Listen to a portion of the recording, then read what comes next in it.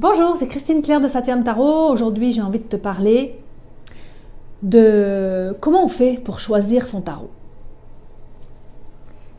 Bon, en fait, il y a comme 3 grandes catégories de tarot. Bon, en fait, c'est pas tout à fait exact, mais disons, pour te simplifier l'existence, là, on a comme 3 grandes catégories de tarot. Donc, tu as le tarot de Marseille, qui est surtout très vivant en France et aussi en Europe.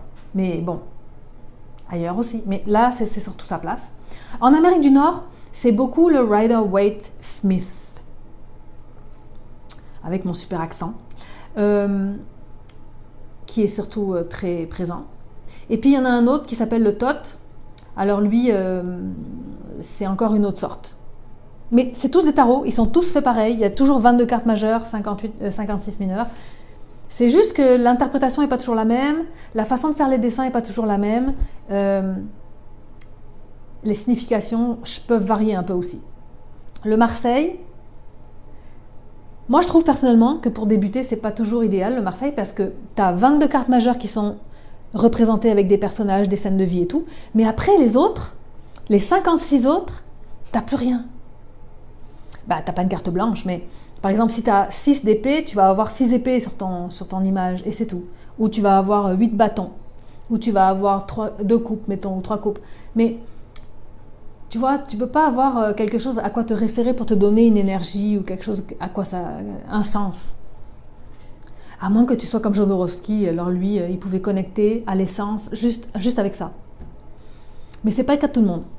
En tout cas, c'est pas mon cas. Donc, comme tu n'as pas besoin d'être un psychique ou un médium pour lire les cartes de tarot,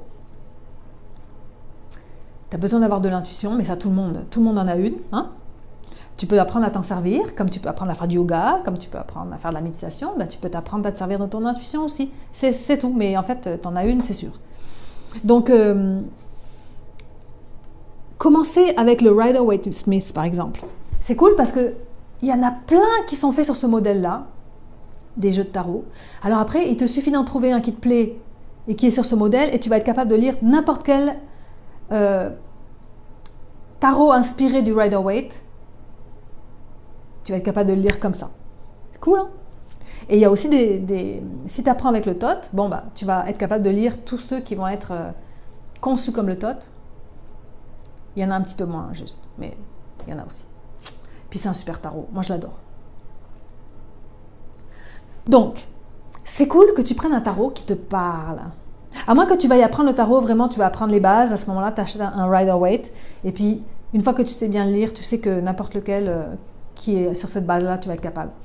Mais sinon, tu peux en choisir un qui te plaît, qui t'interpelle, qui te passionne, qui te fascine. Les images, ça te transporte, tu vois.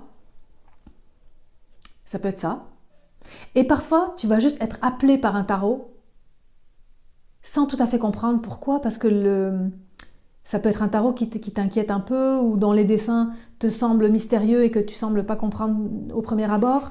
Et pourtant, il t'appelle tellement fort. Mais vas-y, prends-le. Moi, il y a un tarot là que j'ai acheté l'année dernière, non, l'année d'avant, et il m'appelait tellement, mais il me faisait tellement peur. Il était tout noir et blanc, puis il n'y avait pas beaucoup de couleurs dedans et tout. Et puis, j'ai travaillé avec lui tous les jours, pendant plusieurs semaines, jusqu'à ce que je rentre dedans. Puis là, il m'a ouvert son univers et il m'est devenu tellement familier. C'est tellement un ami proche maintenant que je tire beaucoup avec lui. Donc, tu vois, réponds à ce qui est en dedans de toi. Si ça dit oui, voilà, c'est ton tarot. Et puis, ça peut être ton tarot pour l'instant, pendant quelques mois, quelques années. Et puis, parallèlement à ça, un jour, tu vas peut-être découvrir qu'il y en a un autre pour qui tu as un appel super fort. Et puis voilà, et puis tu peux tirer avec plusieurs tarots, mais il va y en avoir un ou deux qui vont être tes amis proches. C'est comme dans l'amitié, tu vois. Il y en a certains qui sont proches de ton cœur, et puis d'autres un peu plus loin. C'est ça. C'est pareil avec le tarot. C'est ça, c'est un compagnon.